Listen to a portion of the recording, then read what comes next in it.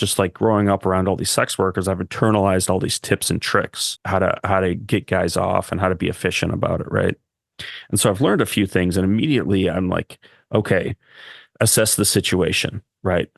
There's a couple of the husbands I can tell are like they're like excited kids waiting to get in line at for cake at a birthday party. They're like shoving each other out of the way, pulling their pants down, rubbing themselves. Like they're really eager to for me to fuck them or to make them come in some way. And so they're like shoving each other out of the way, and they run. And so I know those are the guys to target the first because they're going to be the ones that are the easiest to make them bust. Welcome to the Fantasy Cast podcast, where three grown men pass the time by sharing their deepest, darkest fantasies. Here we go. How's it going? That's okay. I'm kind of a little bit peeved. I might what's say wrong today? If I could air it out on here, I guess. So a lot of like I've been seeing a lot of these things pop up recently where you'll have like a group of guys in a neighborhood and they'll have a thing where it's kind of like a book club, except every month a guy will host and they'll watch a adult film that a guy like picks out and curates. Yeah. And so we have one in our neighborhood with a bunch of guys, and it was my turn to pick one out over the weekend. And I thought I did a good job. I put a lot of thought into it. I probably watched several hours of films from, leading up to it to try to figure out just like something that I think the guys would like, that they think it was hot, that they would find it interesting, but nothing too pretentious, nothing, just, so I picked this pretty, a solid, emotional, passionate, guy, girl, like next door neighbor type thing. Nothing fancy, pretty meat and potatoes. And as we are going around afterwards talking about it, people had pretty good responses to it. We were talking about what we thought was hot and what we thought was the parts of the video that moved us the most. And this one fucking asshole was like, he's like stuck up. Just put that out there. He's this stuck up guy who thinks his shit don't stink. So when he picked a porno at the beginning of the year, his was like this black and white one where the two actors were just staring at the camera and like methodically having sex for probably like 45 minutes. And it was supposed to be like a message or like something artsy, which I'm fine with. I'm into that kind of stuff. But then he comes on to mine and he's like, hold on. Got my cat. He's like, I found the actress's performance to be brittle, unimaginative. The whole premise lacked any kind of, real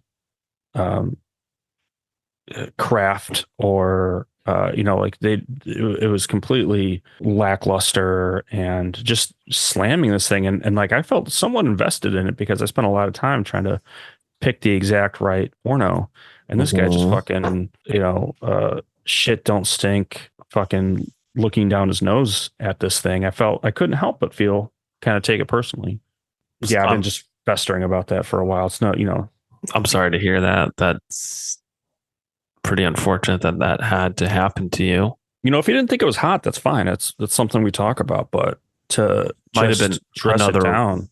There might have been another way that he could have talked about it, critiqued it. Yeah. Maybe he said it was pedestrian. He said it was lowbrow. And does that I'm like, are you pedestrian? Are you lowbrow? That's what I felt like he was getting at. He was like taking shots at me through the porno I selected. Have you? Because it wasn't a pedestrian or a lowbrow film at all. It was okay. Very calm much... down. You got something you want to say to me? Yeah, can I? I mean, I thought. Yeah. Okay. Yeah.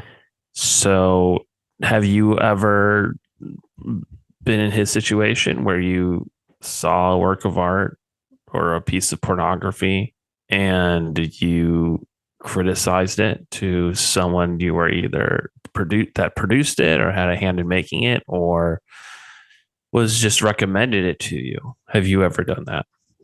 I would feel so ashamed doing that. To walk up to somebody in their own home and say this thing that you spent a lot of time working on is lowbrow, is unimaginative. You don't know. To me, it feels like you're taking personal shots at them through their art. Mm. So I would never do that. Not in a million years would I ever do that to somebody. Okay. Mm-hmm. If you, let's say you went to one of these gatherings with these men, Mm-hmm. how often do you Once do this? once a month. So once a month, you and your Mm-hmm. people in your neighborhood, men, get together and someone hosts a pornography movie and you guys all watch it together Yeah, and that's right. discuss it afterwards. That's right. Okay. And I imagine some of these conversations get heated, right? Yeah, absolutely. Yeah. Okay, because it's like a society, a pornography society that you've built in your Yeah. neighborhood. But something about this guy sets you off. Tell me more about this guy. What's his deal? What does he do for a living? What does his wife look like? Um, okay, so he works at a like he reviews different like government funding streams and tells people, yes, you can get the money, no, you can't get the money, you know. So he's got a very critical lens already. Mm, His glasses, wife, yeah, glasses, tattoos, no tattoos, pointy nose, mm, white, bald, white, super white, pale. pale. But he Okay. wears like a hat, like a it looks like one of those hats that a Cuban guy would wear. Okay. You What kind know, of music does he like? I don't know, he doesn't ever talk. He's really, that's the thing, is like he's very quick to criticize other people, but he just is very he's very guarded about his own Okay. life, Mm, and his wife is just really quiet. She looks like whenever you see her walking down the street or at the supermarket or whatever, she always looks like she's late for something, mhm. and she's like short, dark hair, doesn't have a very warm or pleasant demeanor at all, and he's just not a very welcoming couple. Okay. Well, maybe something's going on at home. Maybe he was having a bad day, you know? Yeah, I yeah. don't know. You really shouldn't let it bother Well, you I so think I much. see what you're saying. You really can't tell what's going on in other people's lives. I see You know what what you're I mean? saying. Like, I shouldn't, it doesn't matter if he didn't like the pornography that I selected. I shouldn't I shouldn't allow his perspective on it. Basically, it says nothing about me if he didn't like it. Yes. Of all the It's guys mhm, that talked about the pornography, the anal, the blowjob, whatever, mm. that who liked it or said positive things about it, he was the one who said something negative, and I latched onto it. It doesn't mean anything about me, and like my capacity Gotta to take it at face value. exactly. And even if he is taking a shot at me, that's his business. I don't have to, I don't have to That's react his. to that. Yeah. Why is he doing that? That's his insecurity. You know what I mean? Hmm. He should be so Yeah. lucky to hang around you. Yeah. I shouldn't get sucked into that. This is very helpful, Mike. So is this the kind of stuff you guys do at Mike Lopez Nation? I don't really do that anymore. There's not a lot of people. It just kind of dissolved a little bit. Oh, okay. It ran out of steam. Well, it felt very, I don't know. I just feel like I'm in a different place with it than when I first started. So, I wanted to thank you. I know that you've helped a lot of guys with their fantasies. Of course, I mean, used to think of myself as, I'm older now, so I think of myself as like a teacher, Yeah, and you can only do so much for people. You can take a mule to the water, but you can't make them drink it. that's right. It's really up to them at the end of the day. And a lot of people, I fear, don't have the capacity to fantasize anymore. They can't dream. They're afraid. Mm, You know what? They're afraid that they're afraid that they're going to hurt themselves by dreaming. They're yeah, afraid to dream. yeah. And I can't blame them. Are you afraid to dream? Me, no, absolutely not. I have dreamt too much. I am a dreamer.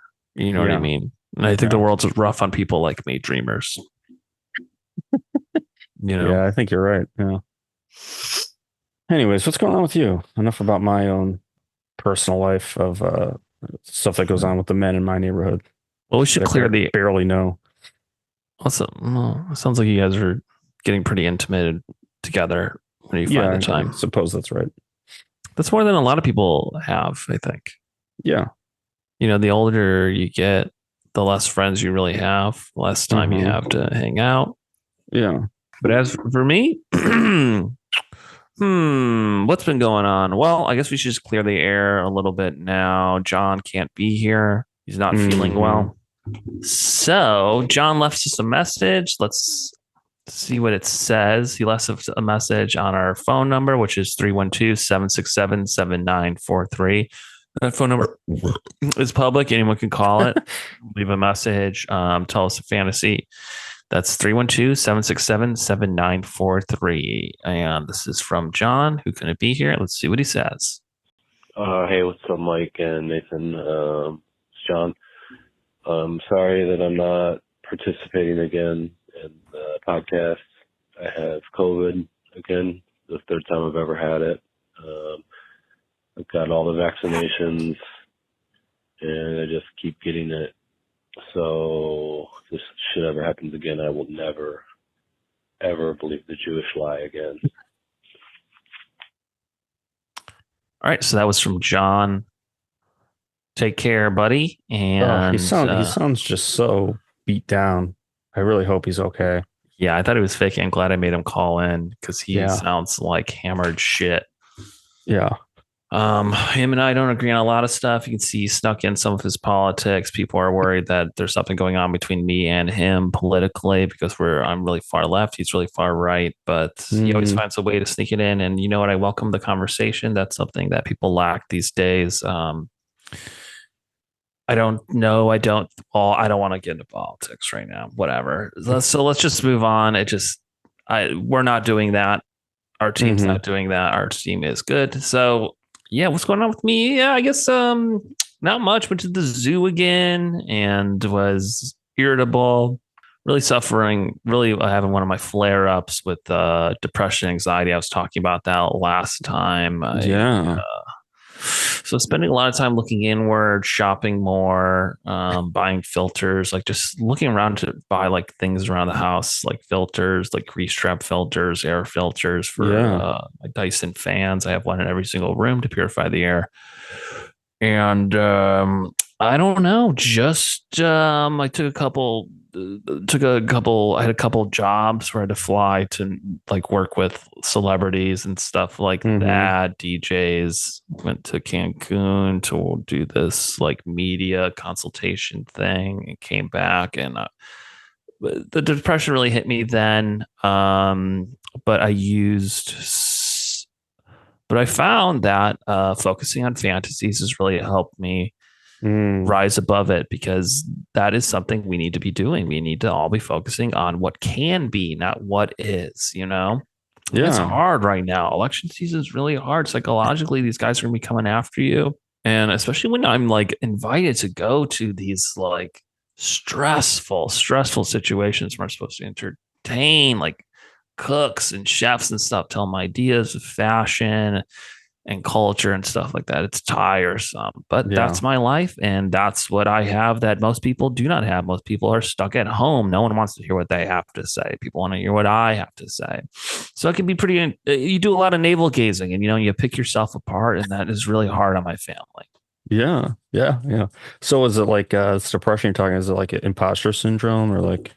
No, the depression, it comes from like, I have so much that I like want to give people. Yeah. And I feel like a lot of people don't like me when I first meet them. So it's hard. I have to like work really, really hard to break through that. Yeah. Because first impressions are not my strong suit at all. Yeah. People think I'm standoffish, aggressive. A lot of people I work with don't like me. You know what I mean? Yeah. Nathan, you don't like me. John, you guys both say you are my friend, but I know you don't like me. Yeah. And that's usually the case with most of these people. It's just that I have like the freedom, I have the following, and I have The taste is what it Yeah. boils down to. So I have really big, high self-esteem, but what gets me Sure. is just that people don't like that. Yeah, and you're always asking people if they like you or not, like in public, like around other people. I'll straight up ask people like, Yeah. why don't you like me? Yeah. Like okay, for example, there was a DJ. I was in LA and I went to this restaurant. There was a DJ, and I've seen this guy at so many events, like backstage and stuff. And I'm just like talking to my friends. I was like, hold up, I see this guy. I gotta go over there and I gotta pick his brain. Yeah. Because this is killing me. I'm sitting there watching him and he's just eating and having fun, pretending like he doesn't notice me. It's driving me up the walls. Yeah. I say, hold my drink. And I go over there and I say, I know you don't like me. Yeah. Why don't you like me? I say, why don't you like me? What did I do? Did I do something? Did I say something? Yeah. And, he denies it. He says, I like you. I like you just fine. You know what I mean? Nervously laughing and stuff. And I'm like, yeah, I don't believe you. I don't believe that you like me. Yeah. So I left him alone and I came back and I was not devastated because I'm used to it. It's just that's what depression is. It's like, have you ever had depression before? Oh yeah. I mean, immediately what you. Hold up. What does it feel like to you? Oh, it just feels like everybody. You're convinced. Your eyes are open to the fact that nobody likes you and everybody hates you.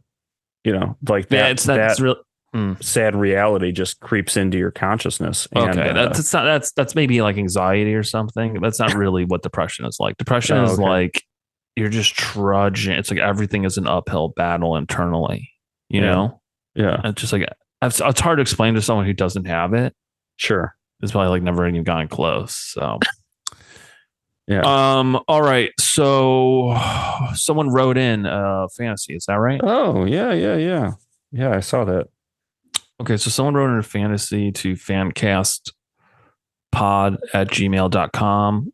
Oh, this is exciting. Emailed us anonymously a fantasy, which is exciting. We're trying to get more people to send us messages and stuff on here just to, sometimes I feel like we're in Wet Hot American Summer where that boy is just talking on his radio and none of the things are plugged in. You know what I mean? It sometimes feels like that. Yeah, it does. So this was really refreshing and reassuring that we are doing God's work. And they emailed us at fancastpod@gmail.com. So pretty easy to remember. I don't know what the big fucking deal is. So you want to read it or? No, go ahead. Okay. Dear Fantcast team, I've been a loyal listener of your podcast for some time now, and I finally worked up the courage to share one of my fantasies with you. This one takes place in a setting that's all too familiar to many, a gym. You go to the gym, Nathan? Yeah. Oh, once I step into that gym, it's over. Okay. So yes, to answer your question, yes. Sorry, I don't know. I keep asking you questions. But in this story, the mundane routine of lifting weights and running on treadmills turns into something far more intense and intimate. It all started when I noticed her, a stunning workout influencer who frequented the same gym as me. She had it going on. She wore tan spandex outfits all the time and was pumped up in all the right places. And she was always surrounded by admirers, but I kept my distance, appreciating her beauty from afar. Day after day, I found myself adjusting my workout schedule just to catch a glimpse of her. I didn't have the courage to approach her until one day she approached me. She had noticed me too. After all, I was always there when she was. One day she asked if I could help her by shooting some footage for her social media. She said she needed someone who understood angles and lighting. Something about my demeanor made her think I'd be perfect for the job. Of course, I agreed. How could I not? What started as a simple favor turned into a regular thing. I became her go-to person for shooting content. I would shoot her body from every angle, and we never discussed it. We just did it over and over.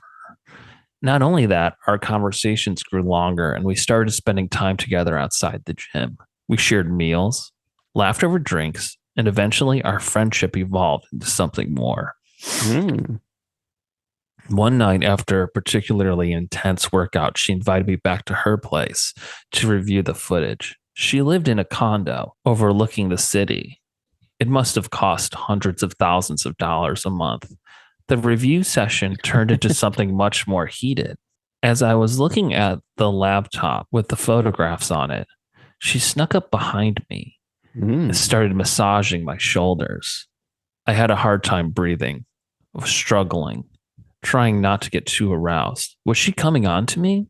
She got to one photo, and it was her doing that exercise. Maybe you've heard of it, where you're just squeezing your legs together. And I was slowly zooming into her crotchal area, he wrote. And she told me to keep replaying it over and over again. And I found her hands inside of my pants massaging me. Needless to say, I knew what she wanted, and I was oh so ready to give it to her. That night, we had sexual intercourse, facing each other, side to side, up and down. Okay, I don't know what that means. On her bed, and all through the night. It was like a dream come true.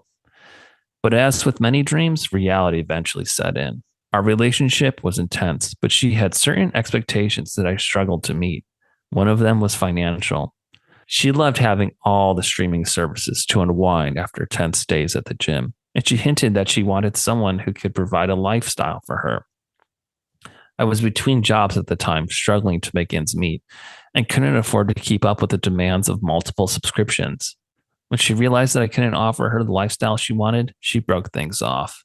I never saw her at the gym again. It was a harsh wake-up call. The fantasy had turned into a bittersweet memory, a reminder that sometimes even the most intense connections can be fleeting.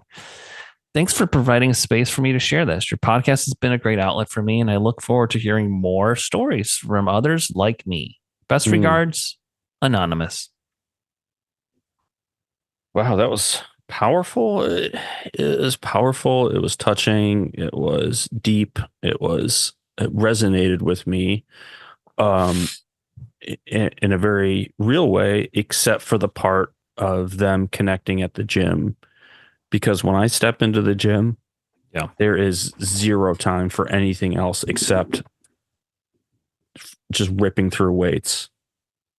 Like when I have the necessary downtime that you need in between sets, I don't fucking talk to anybody. I stare directly at the floor. I stare at my shoes, and I just think about the next set I'm going to rip into.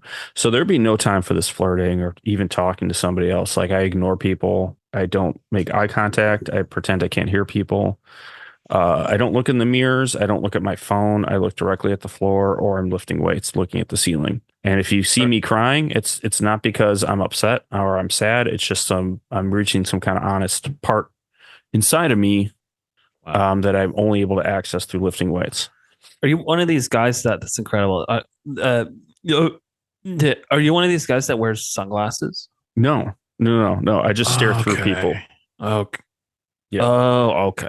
So not to discount this guy's fantasy, it's just you can't relate. I can't relate to it. But what I can relate to is connecting with somebody and then slowly growing closer to them and feeling the chemistry and the friction, and then being dumped for some really petty, superficial reason, like you can't afford Hulu Plus, Disney, Paramount, Netflix, HBO Max, Apple TV, Roku, all these other things that people, FX, stuff like that. So it's just really sad. HBO, yeah. So it's just really sad that happened to him, and then he couldn't have sex with her again. I think he's saying it's this is his fantasy. It's it didn't actually happen to him, but like his fantasy, he finds it somehow arousing or titillating that a person would leave him for these reasons.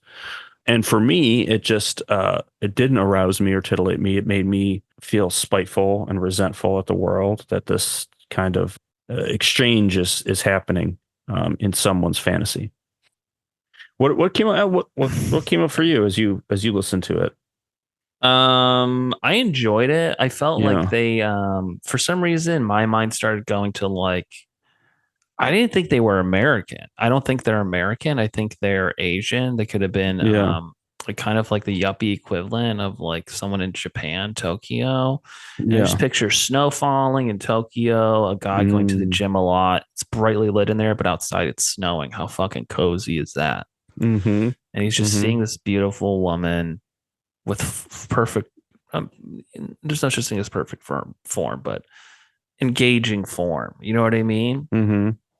Working out, moving around, dancing, maybe doing a handstand, and then like doing the splits in his face, like while he's Yeah. on the elliptical or something, doing kind of Yeah. like wussy exercises that I'm more prone to because I'm scared of the weights. And really, the fantasy seems to be about him. It's weird that you fantasize about, being dumped because you don't make enough money. So the Yeah. fantasy is like, he's like, the fantasy is like, God, I wish someone would like scold my ass hard enough to. The fantasy is that he wants someone to get his ass into gear, which I hear a lot of people with ADHD. This is their thing. They if they work under you, they're basically begging you to like punish them and to force them to do something. Mm. Have you heard of this? No. Yeah, it's a twisted thing they do. So maybe this guy needs to get that checked out, do that 8-hour exam Yeah. where they lock you in a room. I was too chicken to do it. I wanted to get that speed, but they know what they're doing. They're trying to scare away the people that are going to abuse the drugs, scumbag like me. So Yeah. sounds like he has a real problem. He should do it. Check it out. Get that Yeah. ADHD medicine. Yeah. I think it'll help him out, improve his life, give him more confidence. Get those subscriptions and land that dream girl. Yeah. Did he end up roping? I don't think he described cum being released from his penis, but I guess I assumed he did. Yeah, it sounds like they had like sex a bunch of times. Okay. I guess I just didn't Is hear that something him you say would have wanted? Okay, well, I mean, okay. So for you, that's what you would add to it. You would get like a more graphic description of just it exiting the body and like Well, its consistency and how that feels. Not even that's what I think you want. Is that what you want? yeah. Well, there's no way that we can know for sure whether or not he busted. He didn't say it. He inferred, but how can we really know? You know? I think he did. I think he did. I think he busted a bunch because he said they were doing it all night long. Yeah, but he didn't say. He didn't say if he's using a condom. He didn't say if he pulled out. That's what you want. I mean, you're getting upset because he's not. It's possible. Look, it's because that's what you want. You want descriptions of it in the fantasy. That's what you want. I just don't know what happened when they were having sex. It's assumed that he ejaculated. I don't know that he ejaculated because he didn't say he did. So if I'm going to assume that he ejaculated, why don't I assume all this other shit? Like they're dressed up like clowns, or that they're using a sex swing, or all this other shit. If I can't, like, I need these things to be, I need to be pulled into this world and described what's happening to me. Okay, but to How do I know me, go ahead. Okay, to me, it seems like that's what you want. You want these descriptions of spray, of batch, of kids or whatever. You know what I mean? Shooting out, you feel the pulsation coming out of the member. You know what I mean? Mm-hmm. The sound of it falling, slow motion. Think Yeah. of like high quality, super slow motion, 1,000 frames a second shot. Yeah. Complete background is black, and all you see is the member and the stuff coming out of it. Yeah. Imagine it spreading in the air to the point where you can catch the light coming from behind it. You can see where parts of it are opaque and parts of it are translucent, because it's spread in this like spray in this gob. Liquid. That would be cool. I would love that. That would really bring me into the world. At the very least, he could have just said, "And I nutted." That would have been enough. We had sex multiple times, and I nutted 3 times. That's it. That's all I need. But what you said is what I thought was really hot, and I think maybe that's what I was craving. But I would have settled for just something like something to verify that he did actually come.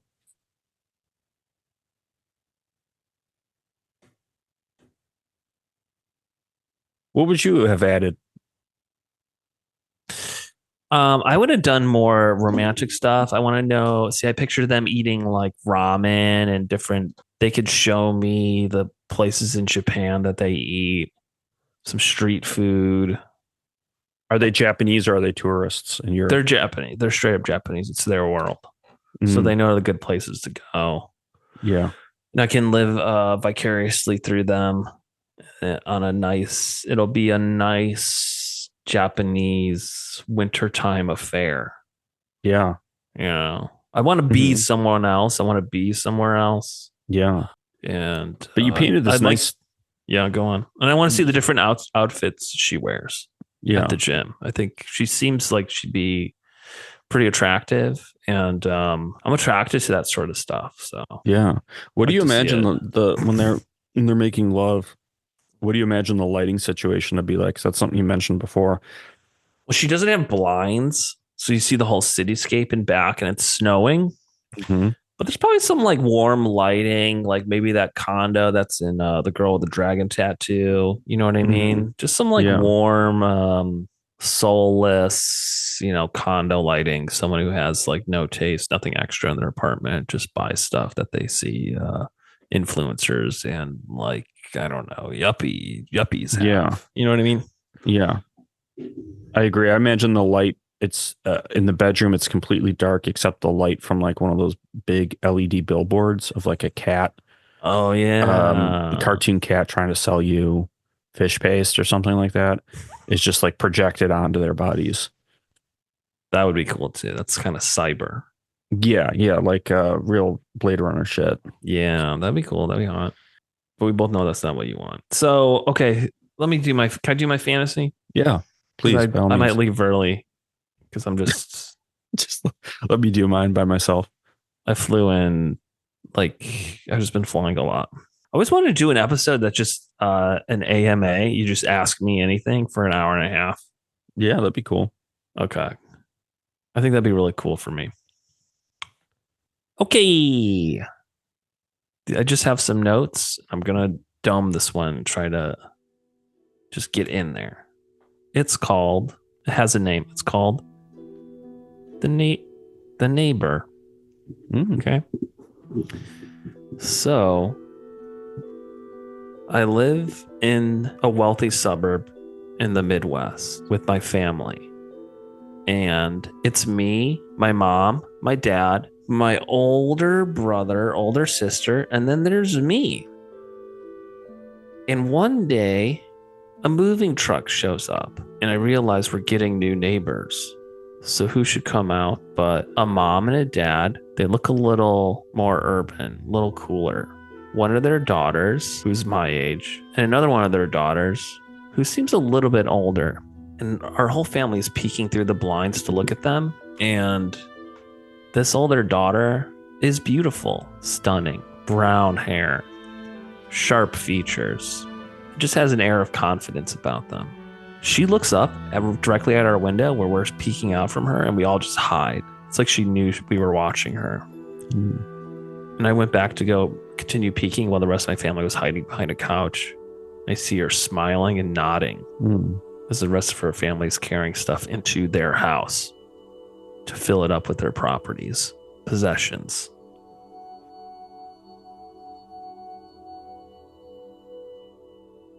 And as the years go by, this neighbor who goes by the name of Karen, I find her in my house every now and then.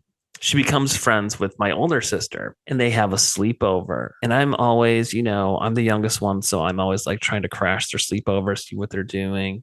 You know what I mean? They're in high school and they're telling me to get out of here. You know what I mean? Throwing pillows at me. And I have to go downstairs and watch TV by myself.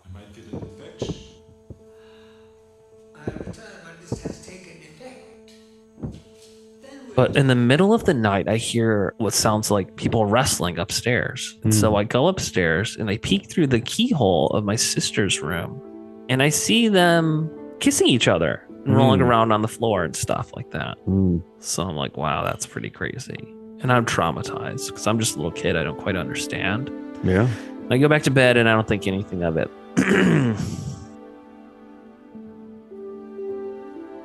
I get older. I'm in high school now. and my brother is in college, and it's around Thanksgiving time, and he comes home and he's visiting at us, and we're all so happy to be a family again. We're eating turkey dinner together, and the turkey is just perfect. They did that thing where they cover it in bacon. The stuffing is like really rich, and it's just made with, it's like fresh ingredients, real bread, thick pieces of bread, and like sausage in it. It's just so good. Real cranberry sauce, just like everything's real. You know what I mean? Because my mom's a really good cook. And he says he's meeting up with some friends at Ronnie's house. That's his buddy. And I say, hey, can I come with? I'm in high school. And he's like, hey, yeah, you can come with. You're in high school, but I'll take good care of you. So we go to Ronnie's house, and it's, they just, the second he walks in, they basically throw a beer right in his hand. They start cracking it and chugging it, and they're all partying and stuff. And Karen's there, and she doesn't even notice me. She's kind of leaning up against the wall as my brother is going on and on about college, talk about what a study is and like how cool college is and stuff. And Ronnie and his buddies are all hooting and hollering, and there's a couple other girls there and stuff. Karen is just leaning against the wall, just laser eyeing him, looking at him with her cat-like features. And I'm getting drunk. This is like one of the first times I get drunk and high. They're like, hey, let's get the high schooler high, get him all fucked up. You know what I mean? Let's poison his body. I don't know why this is thrilling for us. You know what I mean? Yeah. Let's start him off on ruining his life and making the worst decisions he could possibly make. Stuff like that. You know what I mean? This is so cool. This is going to fuck him up. He's going to do this more and more. It's just going to fuck up his life and brain and self-esteem. And he just won't know who he is for a really long time. And so she goes over, and I always remember her walking up to him, whispering in his ear, taking his hand and just dragging him out to go upstairs. And we're all hearing thumping noises. And we're like, oh my God. And I'm really high, and I start getting paranoid and scared because I'm not sure when I'm going to go home. So I go on the back porch and smoke a cigarette, and it's freezing out, and I'm locked out, and everyone is just like, can't hear me pounding on the door. So I go up the back stairs, which go up to like an attic-y kind of room. I peek in the window, and I see them having sex together in the moonlight.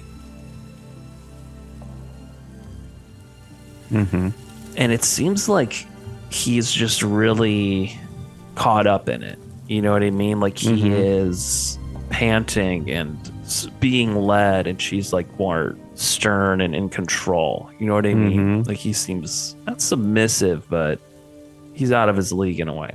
Yeah. And I basically just run home in the cold and get pneumonia the next day. And my brother never mentions it ever again. Well, he doesn't mention it for a while. And then it's my turn to go to college. And I go to college, and I get a phone call from my dad. And he says, just so you know, your mother and I, we're not getting a divorce, but we're kind of opening up the marriage a little bit. They're getting kind of like, they have like a new therapist who's like putting ideas in their head to open up the marriage. And I'm like, okay, I don't want to hear about it, But he's like, yeah, I'm having sex with a neighbor, Karen, next door. Do you remember her? I'm like, oh my God, Dad, that's really embarrassing. And I'm like, I was about to tell him, did you know that she also had sex with, and then I stopped myself. He's like, who? Tell me. I'd really like to know. She's a really interesting girl. She's beautiful. And I don't tell him. I bite my tongue. And I say, okay. And I think nothing of it. Okay.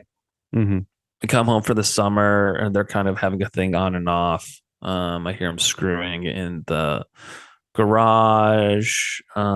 He's bent over, and she's sticking 2 fingers in his ass. And I scope him with binoculars, the 2 of them having sex in her parents' kitchen. And she's riding him, straddling him. She's sitting on top of a countertop, and he's standing, and her legs are wrapped around him, and I can see his bottom.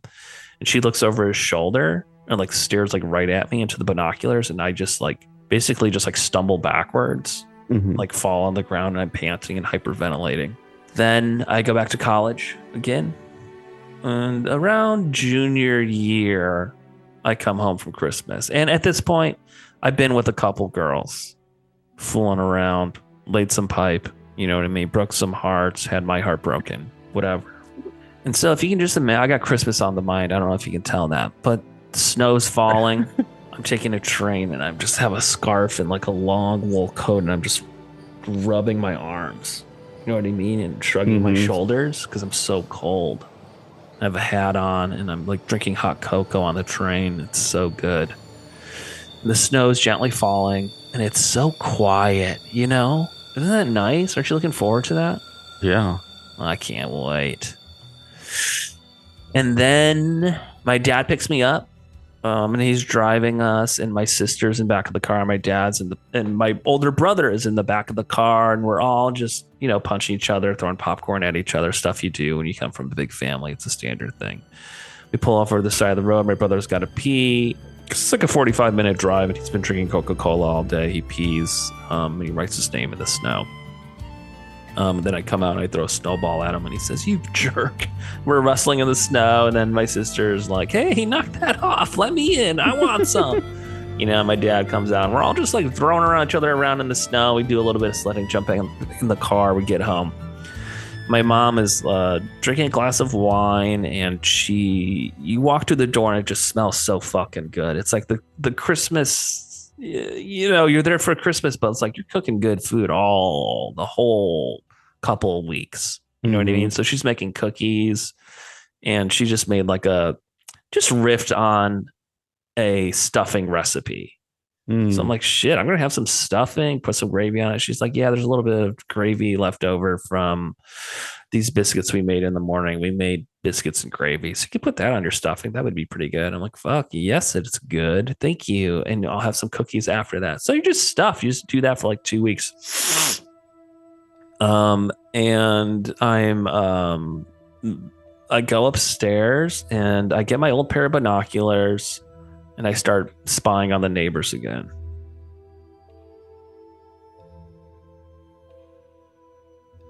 And everything looks normal.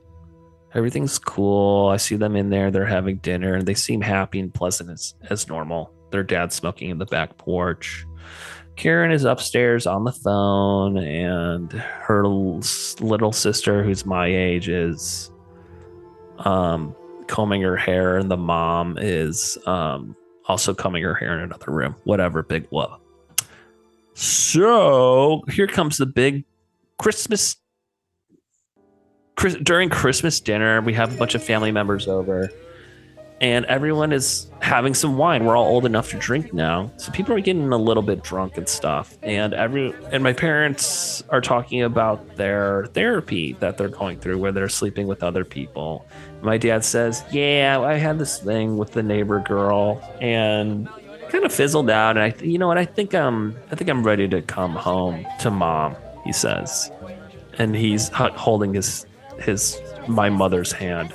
And she looks at him and she's like, I don't think so. And everyone's like, ooh, you know what I mean? Playfully cheering her on. Who's the dish? Donna. And she says, well, funny you should ask. It's someone you all know. Everyone's like, who? And it's like, it's also Karen. Everyone burst out laughing for different reasons. And I'm like, oh, okay. And my brother is like, oh my God. And everyone's like, what? He finally admits it. He's like, bro, I've had sex with Karen like 3 fucking times.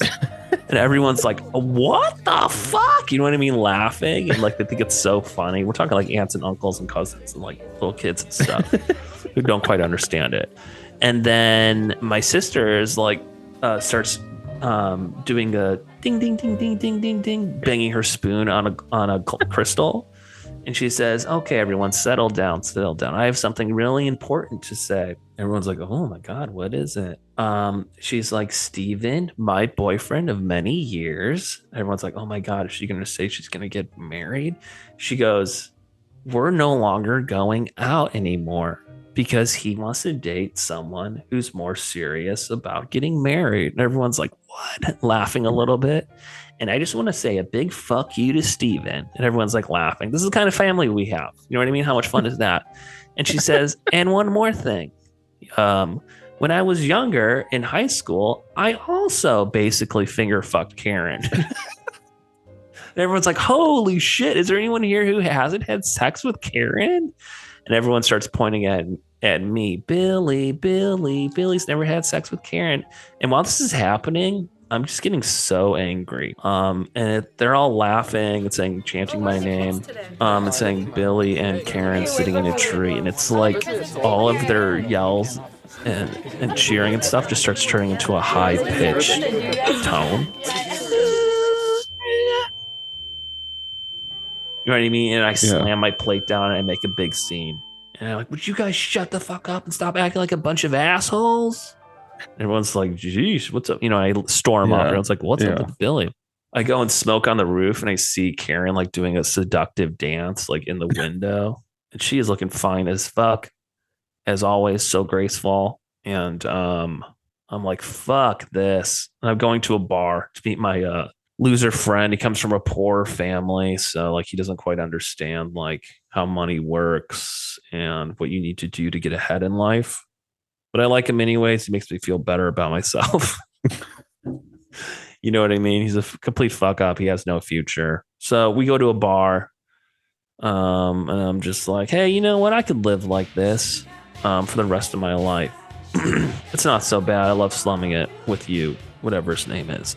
And who should walk through the door? Obviously, it's Karen. Okay. And I tell her the whole story, and she's just laughing and laughing and laughing. And she's like, I'm not dating your mother. Sure, we fooled around a little bit, but we are not going out. So just get that out of your head. I was like, okay, that's really, this is just getting out of hand. And she's buying us drinks, and we're all getting drunk, smoking cigarettes, listening to Tom Petty, singing and dancing.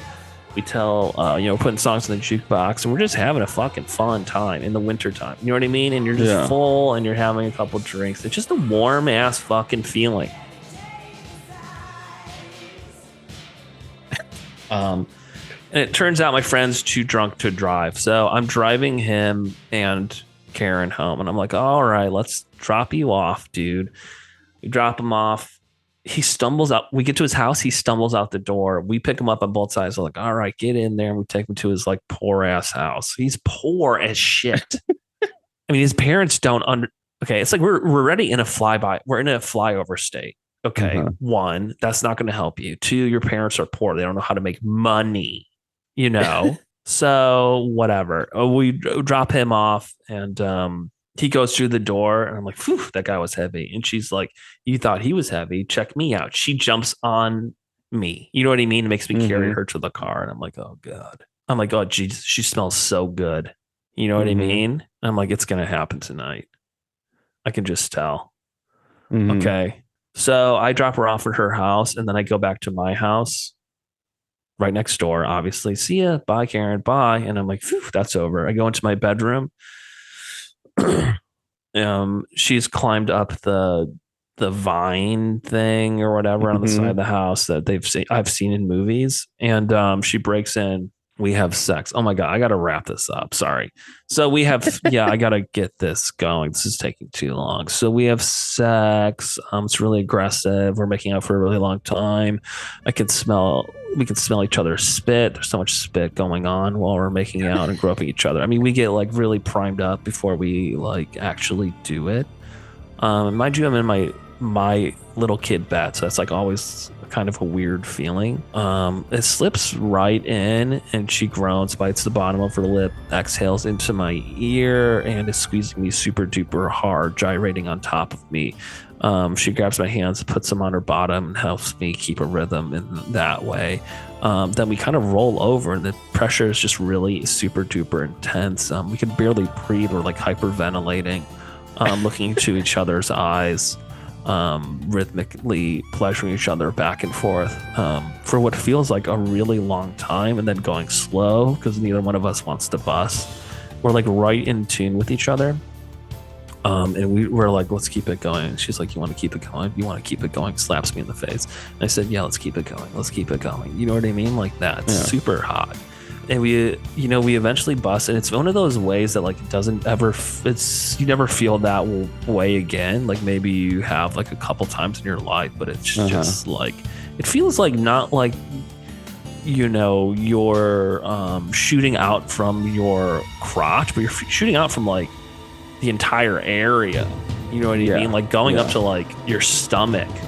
like Yeah. radiating out, and that just like tensing and then releasing. You know what I mean? While you're Yeah. both screaming Uh-huh. and like pulling each other's hair and stuff like that and hyperventilating. So that's like pretty cool. All right. And I'm like, well, you finally got us all. I'll see you later. I drive back to college the next day because I just don't want to stick around because I'm just like afraid of like how intense that was. I don't even know if it was sex. You know what I mean? And I don't hear from her ever again. My parents get divorced the next year and sell the house. And so they move away. And the next time I come home, we're in like the city and stuff and like eating Chinese food and things are different. It's a little sadder. I go throughout my whole life thinking I'm doing things right, but I just keep going back to that moment. It's like haunting me over and over again. I try to look Karen up. I can't find anything about her. I can't find a goddamn thing. I track down her sister. I drive over to her sister's house and I'm like, so what's the deal? Where's Karen? And she's like, I'll tell you, but first I want you to see this. And it's this briefcase that I always saw Karen carrying around everywhere she went. I open it up and it's a bunch of souvenirs from our family. So it's like it's like a Black Rifle Coffee t-shirt from my dad. Uh-huh. A lock of my mother's hair, a vial of sperm from my brother, and like underwear from my sister. And then for me, it was like my childhood blanket that I just blasted so hard on. She had it in this briefcase. I'm like, what is this briefcase? This is all our possessions, trophies of Karen having sex with different family members. And she said, I don't know how to tell you this. So we ended up having sex, like her and I, really quick. And then we're laying down. And I'm like, please tell me what happened to Karen. And she said, Karen was acting really weird when she came home that night. Her face was all white. I've never seen her rock so hard. Her face was white. She was all shaky and scared. She was talking crazy. And she stayed up all night and she saw you driving to college. And like 5 hours later, she was basically like foaming at the mouth. And she's like, I gotta follow him. She starts driving and there's a snowstorm and she dies in a car accident.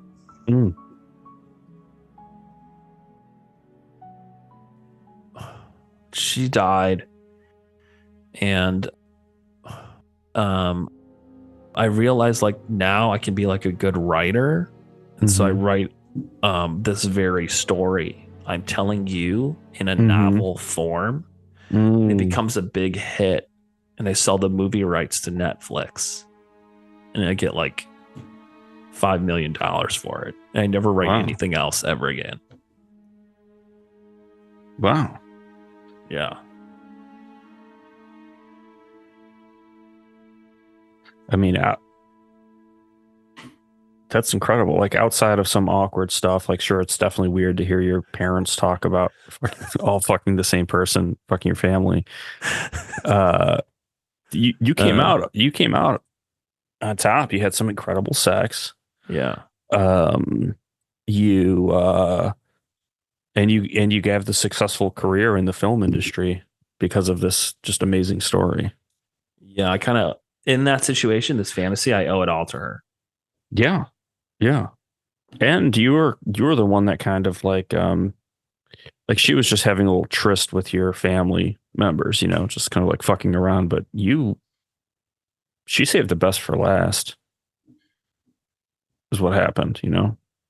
At the last line of the book is this repeated over and over again. I never splooged like that ever again. I never splooged like that ever again. Yeah. I never splooged like that ever again. Yeah.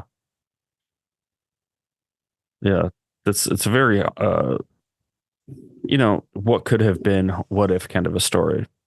Really makes your mind race. I was actually making myself sad. I was looking at you. I was like, I don't want to say this ending. This is really sad. The spooge ending? No, where she dies in a car accident. Yeah, I didn't want her to die. It's a bummer. She's what a free spirit she is, you know? She's cool. She could just have these like unattached, just run through your entire family and just be totally cool about it. Yeah. And they were cool about it too. It's also the fantasy about having a cool family Yeah. that like talks Good. openly about sex. You know? Yeah. Good food. There's not, there's not a lot. Like they can, like your Mhm. dad can call you up and tell you about his sex life with your mom in God. detail, Yeah, I'm like, Dad, stop. He's like, your mother's phenomenal, Yeah. Yeah. Yeah. That'd be great to have a family like that. Yeah. Speaking of which, I keep trying to tell my family to listen to this fucking podcast and none of them will do. I was having a conversation with my sister yesterday. She's like showing a true story. She's like telling me about comedians. Did you Mhm. hear about this comedian? She shows me a clip of I almost crushed the phone in my hands. Some of the Yeah. funniest shit I've ever seen. I was like, why is she's trying to like toy with me? Yeah. She's taunting you. And then I'm like, have you heard my podcast? I think it's pretty good. And she's like, oh my God. Eye roll. We'll talk about one of the most embarrassing things a person could say. Do you believe this shit? Just fucking listen to it. Yeah. You know what I mean? I told her I would say this too. Yeah. You know what I mean? And I just want to say right now, fuck you. You little fucking ungrateful little brat.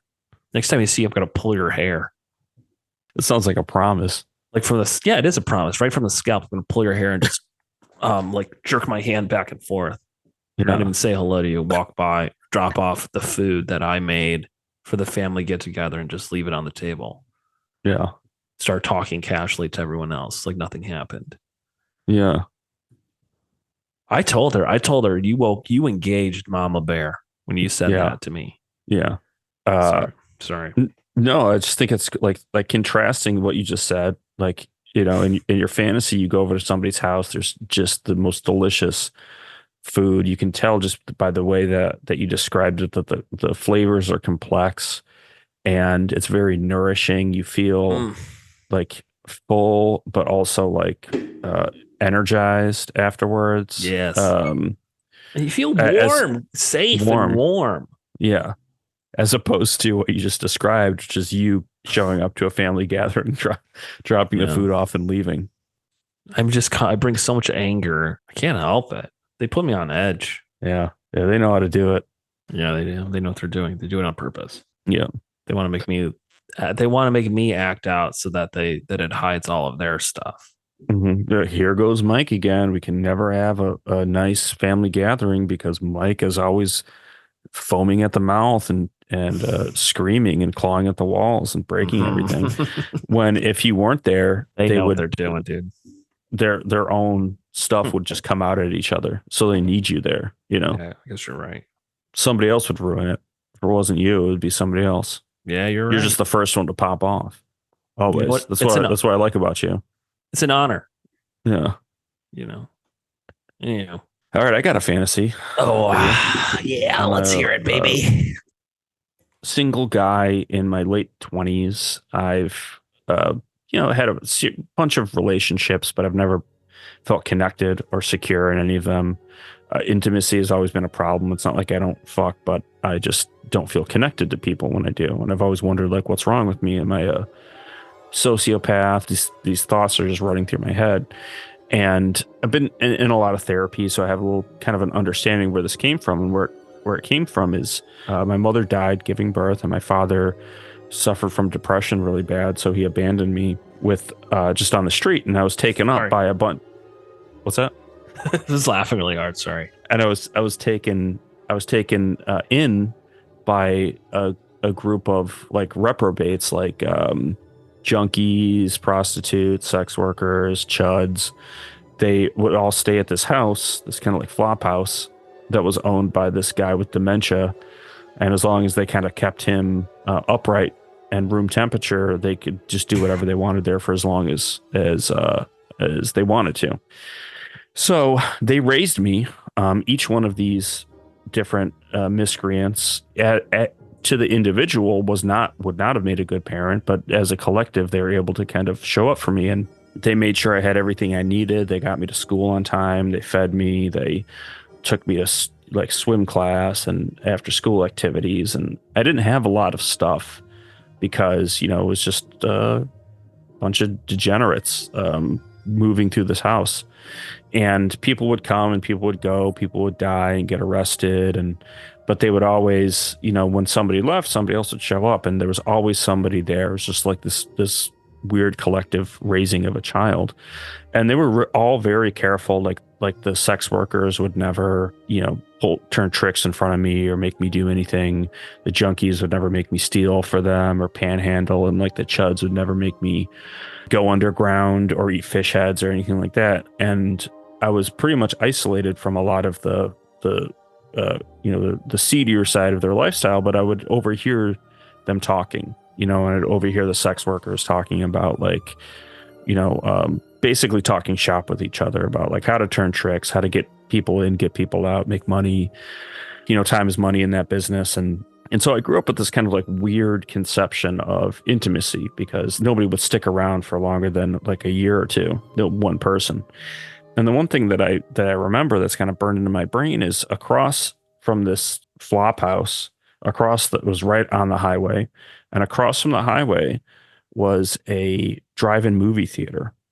And after the last showing of the movie, which would usually be get out around 10 o'clock, they would show, you could stick around, and they would show like a golden age of film movie, from like the 40s or 50s. And I would watch it and there'd be no sound. But they would play the same movies over and over again. And, so I would fall asleep at night watching, Ingrid Bergman and Marilyn Monroe and these women stars of the 40s and 50s.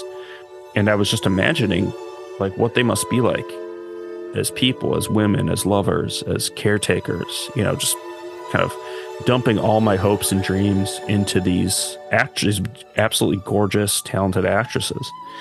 And it helped me kind of make sense of my life. And I grew up like the collective of deviants and criminals. They cracked the whip on me, and they made sure that I got good grades and I went to school and I did everything. I applied to colleges and things like that. And when I graduated from high school, they presented me with a card, and it was signed by every single person that had ever taken care of me. And it said basically like, you were the best thing that we've ever done. That was the common refrain as they would sign it. And so they took some pride in making sure that I made it out of there. So fast forward, here I am, 29 years old, living in a incubator, like a tech incubator. I'm a programmer and I'm pretty successful. I've got a couple of apps that are shopping around, and I'm in a house in Bay Area with a bunch of other programmers, like 6 or 7, and we all get along pretty well, and we've all developed a pretty close relationship.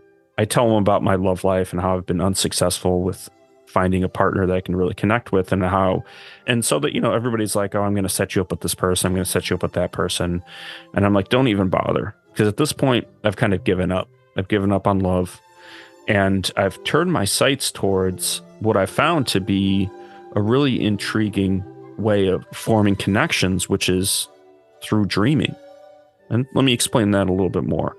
So through lucid dreaming, and how I understand lucid dreaming in this fantasy, how I think it'd be really hot and sexy, is doing different things before sleep to prepare my brain so that when I enter the dream state, I am a fully lucid, conscious person moving around, controlling all of my actions and reactions within this dream space that I find myself in, right? And so within this, I'm able to form intimate relationships with whoever I choose to bring in to this dream space. So I've been working on this for a long time, and I've been very close to having sexual liaisons within dreams. And as I get closer and closer to achieving this, my ultimate goal and who I want to make love with and connect with is none other than the Queen, Elizabeth Taylor, Cleopatra, the greatest beauty and actress in film history. Why not? Growing up, I always respected her. I thought she was just absolutely gorgeous. So if I can project any person into this dream that I could make love to, why not her? So I do all the preparation, all the meditation and the frequencies and the herbal supplements to get ready to enter in this dream state. And I fall asleep, and I wake up I come to in this dream, and I'm walking up a hill in a meadow, and I get to the top of this hill, and there's a cottage there, and I look in the window, and I see Elizabeth Taylor, and she's having drinks with all of her husbands, all 7 of her husbands. And they're smoking and they're playing the piano and singing and just having a great time and drinking. And I'm like trying to get them to open up and let me in, but they just can't hear me. And I'm sucked back and I wake up. So the next night, a couple nights later, I try it again. I walk back up the hill. I'm banging on the door. I'm trying to get in. They see me and they're going to let me in, and I'm sucked back out. So, of course, the next day I go back and I'm walking up the hill in the dream, and I finally knock on the door, and one of the Elizabeth Taylor's 7 husbands, because she was married 8 times to 7 different people, opens the door, and I walk in and I see it's this lavish, it looks like a lodge, and there's a crystal stairway that leads up to this throne, and Elizabeth Taylor's there. And a big misconception about lucid dreaming is that you can just control the character's thoughts and actions in your dream. That's not true. You're basically placed into this world, and each of these people have their own independent thoughts and actions and can engage with you. And you can't like say, oh, I want this person to say this or that person to say this. No, you're just in this world as though you would be in real life.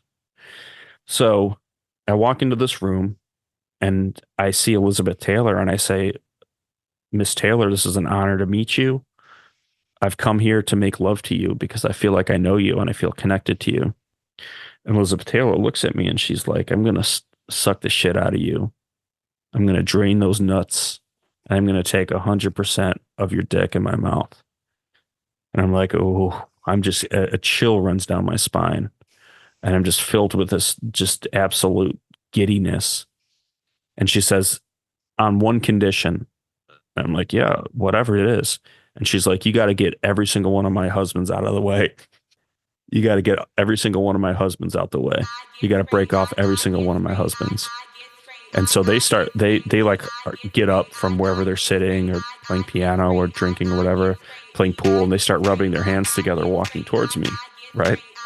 And so I see these 7 guys coming up, and I'm, it's almost like instinctual, just like growing up around all these sex workers. I've internalized all these tips and tricks, on how to get guys off and how to be efficient about it. Right. And so I've learned a few things, and immediately I'm like, okay, assess the situation. Right. There's a couple of the husbands I can tell are like, they're like excited kids waiting to get in line for cake at a birthday party. They're like shoving each other out of the way, pulling their pants down, rubbing themselves. Like they're really eager for me to fuck them or to make them come in some way. And so they're like shoving each other out of the way, and they run. And so I know those are the guys to target the first, because they're going to be the ones that are the easiest to make them bust, So I drop down on my knees, and I start skiing. I'm jacking one guy off with one hand, jacking the other guy off with the other hand, pumping, and I start going down on the third guy, right? And just sure enough, they all come pretty quickly because they're just so hot to trot. Next step is you have to try to clock which ones in the room enjoy having sex with men, because you have to imagine Elizabeth Taylor, at least one of her husbands was gay, and they just had a relationship, and maybe the husband was using her to advance his film career, whatever. So I noticed that there's one guy who's just sitting back in the corner, and he's just shaking his head. He's like, what he's saying to me with his eyes, and we've talked about this before, is like, you're not going to get this nut. There's no fucking way you're getting this nut. Just really stubborn, not because he doesn't find me attractive, but just it's this obstinance thing. So, all right, I got 3 of the 7 out of the way. I just do basic like sex work stuff with the other guys, a couple of fingers in the ass. I gag on a guy. It takes a little while, but I get him to come. I got 5 out of the way. I'm down to 2. And there's the one just obstinate guy just sitting there like, nope, it's not going to happen. But what I notice, and this is where like the intuition comes in, it's like reading somebody at a poker game. I go to the seventh guy standing off to the side. I go to the sixth husband, right? And I start to take his pants down, and I notice the seventh one starts to bite his lip a little bit. I'm like, I got you. I know what the fuck to do. So I walk the sixth guy by his hand over, and I kneel down and I start really slowly and passionately sucking his dick. And I notice the obstinate one is just kind of like trying to hold it back, but he's quivering, right? And so finally I give the guy a couple of really good neck shots and he nuts, right? And I look over at the seventh guy and his dick is out and he is so hard. All I have to do is just blow on it and he ropes. Boom, I got 7 out of the way. So I'm walking up this crystal staircase to a waiting Elizabeth Taylor who's just beckoning me to come to her.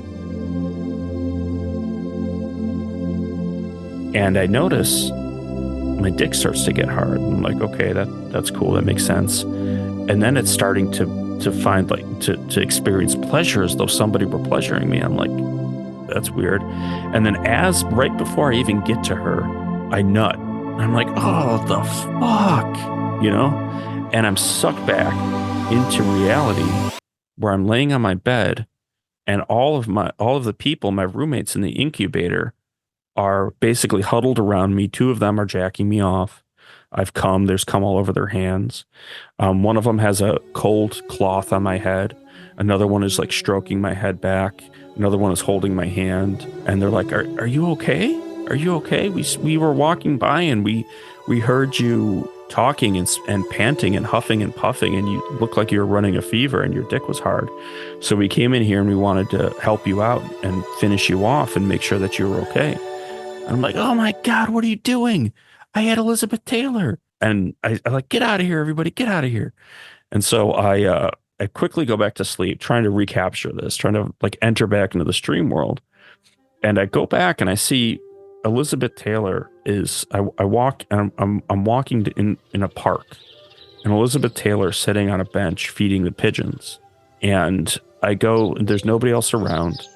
And I sit next to her and I'm like, I'm ready to get my dick sucked, Miss Taylor. And she says, that's not going to happen. And I said, what do you mean it's not going to happen? She said, I told you I was going to drain your nuts out. And I did. I'm like, you didn't drain my nuts out. And she's like, did you come or not? I'm like, yeah, I came, but that was my roommates that were jacking me off when I woke up. And she's like, no, that was your roommates that actually jacked you off, but I was in their hearts and I was in their minds. And it was me that was guiding them to you. You know, that's the love and the affection that you crave. You're not going to find it in here with me. You're going to find it out there with them.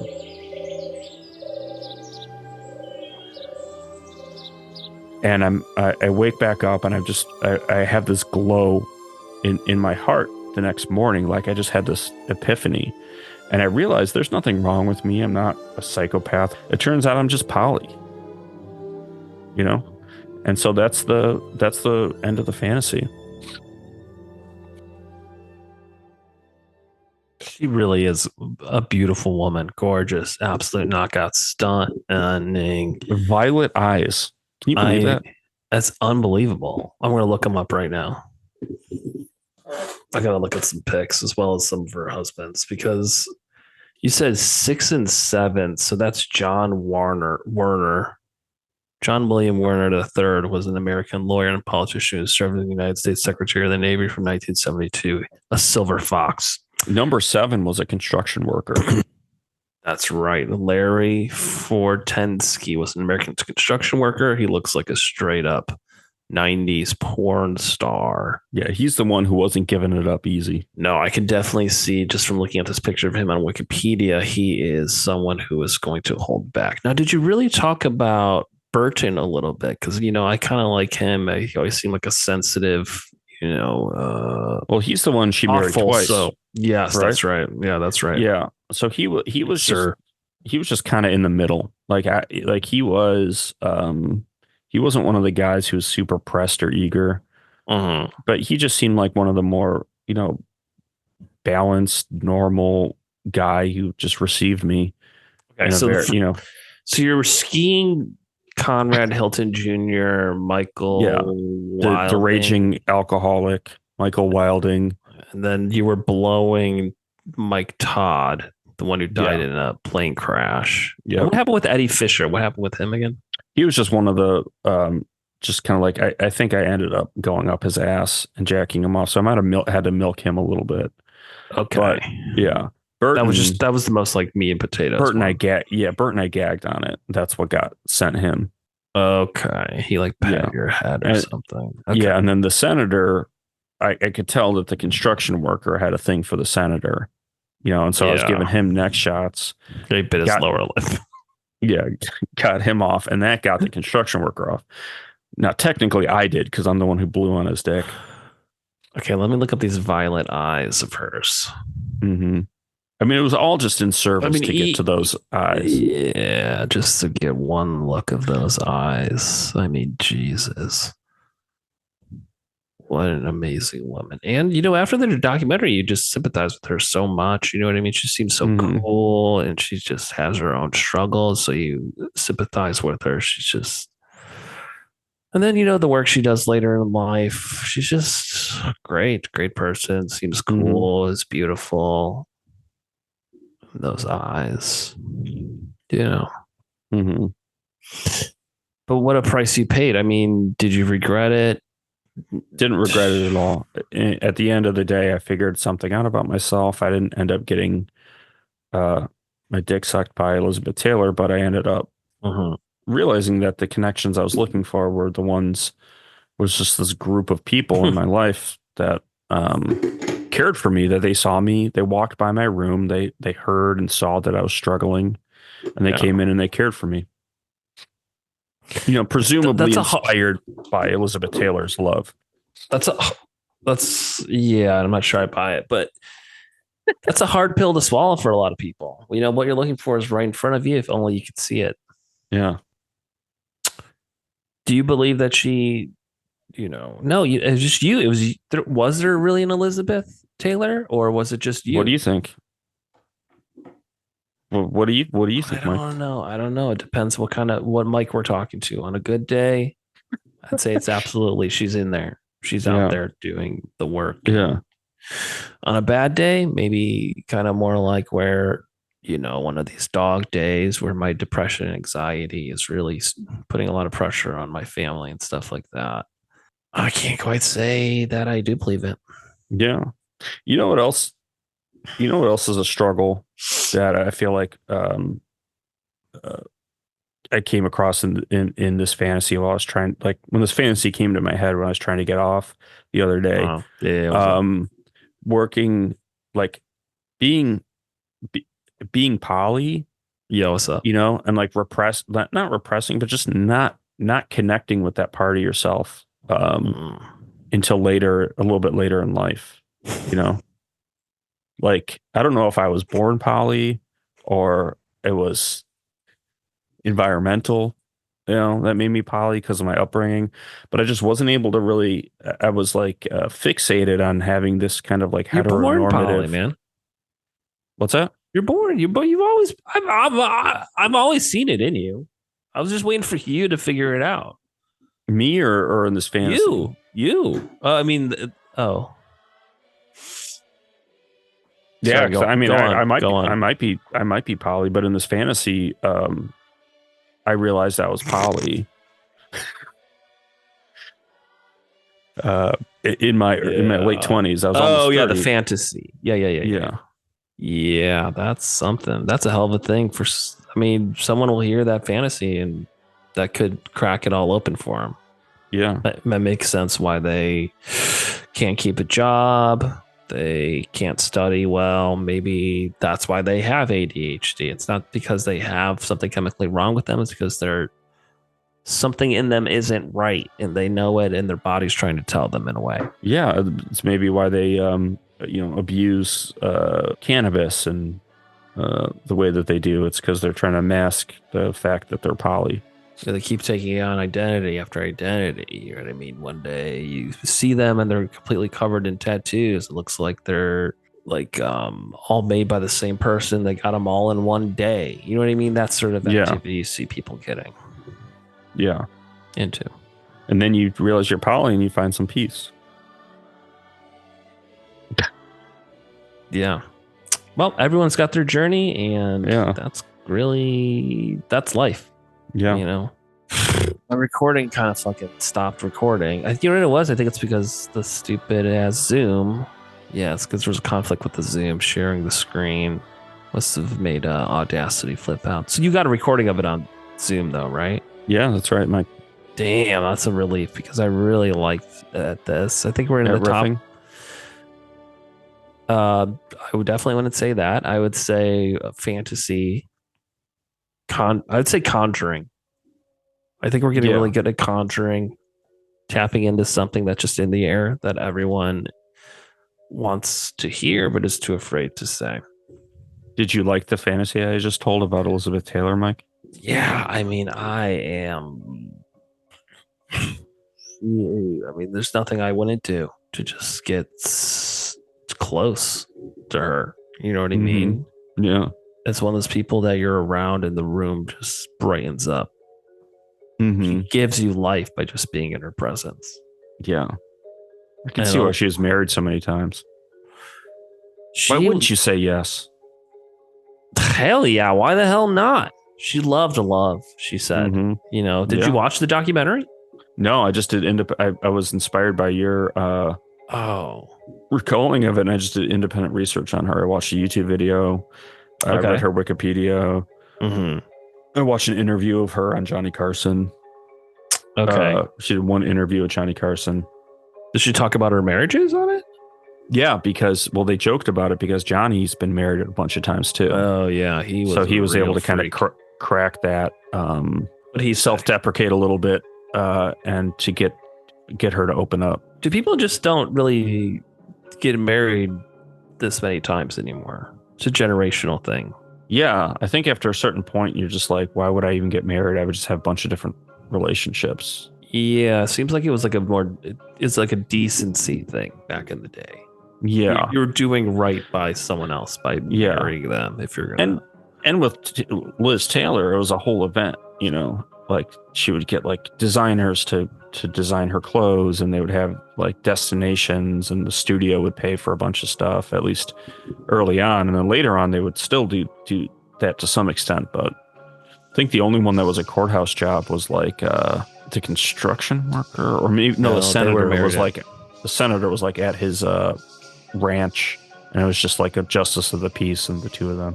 That must have pissed her off. No wonder it didn't last. She was wearing like a $10,000 fur. Oh, I remember, honey. That thing was amazing. Mm-hmm. She slayed. I don't care if she was out in the middle of nowhere. She served in Virginia. She was serving body and face, which is hard to do in fur. Can you imagine? All right, I gotta go. I gotta piss really bad and it's late. I've been holding it in this whole time. Okay. Damn. I can't believe my recording stopped. That pisses me off so fucking much. All right. You go pee.